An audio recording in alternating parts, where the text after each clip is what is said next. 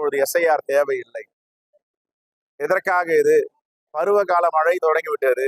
November, December, ஜனவரி 1 மாதம், பிப்ரவரியில notification, தேர்தல் ஆணையத்துடைய அறிவிப்பு வரும். ஆகவே இவ்வளவு நெருக்கத்தில் அவசரமாக ஏன் இந்த எஸ்ஐஆர் தேவையில்லை என்பதுதான் எல்லோருடைய கருத்து. உச்சநீதிமன்றத்தை நாடி இருக்கிறோம்.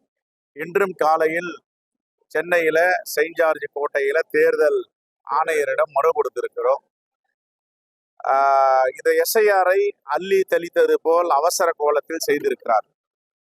இவ பாத்தீங்கன்னா ஆசிரியர் பெருமக்கள் பள்ளிக்கூடம் முடிச்சுட்டு 2 மணிக்கு மேல போறாங்க. அங்கன்வாடி ஊழியர்கள், இங்க அரசு பணியாற்றும் ஊழியர்கள்லாம் கிராமங்கள்ல 2 மணிக்கு மேல போறாங்க. அப்ப எத்தனை மணி வரைக்கும் வேலை பார்க்க முடியும்? 3 மணி நேரம் வேலை பார்க்க முடியும். அதற்கு பிறகு இருட்டி போயிடுது. இப்ப பனிக்காலம், மார்கழிலாம் வரப்போகுது.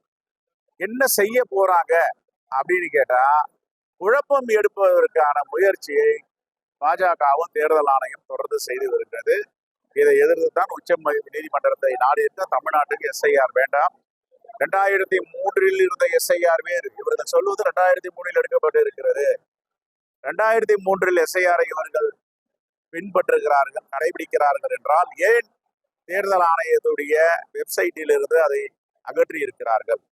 பல கேள்விகள் எழுகிறது. ஏற்கனவே எங்கள் தலைவர் ராகுல் காந்தி அவர்கள் பீகாரில் என்ன நடந்தது, மகாராஷ்டிராவில் என்ன நடந்தது, ஹரியானாவில என்ன நடந்தது, டெல்லியில என்ன நடந்தது, கர்நாடகா மகாதேவபுரத்துல தொகுதியில் என்ன நடந்தது, ஆலன் கான்ஸ்டுவன்சியில எப்படி ஆன்லைன்ல வாக்குகள் திருட பார்த்தார்கள், இதையெல்லாம் பட்டவர்த்தமாக நாடாளுமன்றத்திலும் மக்கள் மன்றத்திலும் பத்திரிகையாளர் மன்றத்திலும் சொல்லி இருக்கிறார்.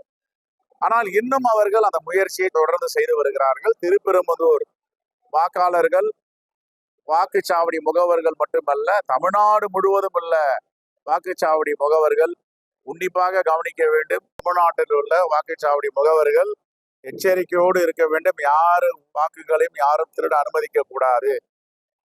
வட மாநிலங்களில் இறக்குமதி செய்வதற்கு அனுமதிக்க கூடாது. தன்னுடைய வாக்கை பிறர் போடுவதற்கு அனுமதிக்க கூடாது. இதுதான் பயிற்சி முகாம்னு சொல்லியிருக்கேன்.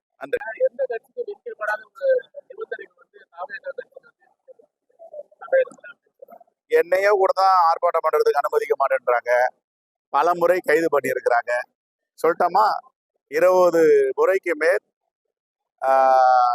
நம்முடைய ஆட்சி, இந்தியா கூட்டணி ஆட்சி, திமுகவுடைய ஆட்சி, நம்முடைய ஆட்சின்னு சொல்றோம். ஆனா என்ன எத்தனை முறை கைது பண்ணியிருக்காங்க கேட்டு பாருங்க.